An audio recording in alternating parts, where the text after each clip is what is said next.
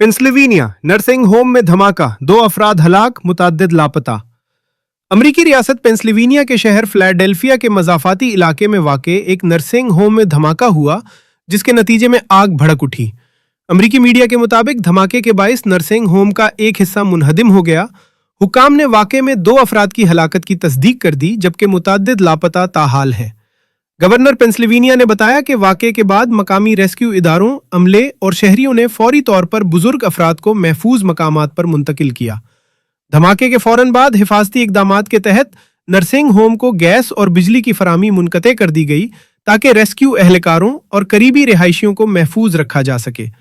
हुक्काम ने इब्तदाई तहकीकात में गैस लीकेज को धमाके की वजह करार दिया, ताहम वाक़े की हतमी वजह जानने के लिए तहकीकात की जा रही हैं। पेंसिल्वेनिया नर्सिंग होम में धमाका, 2 अफराद हलाक।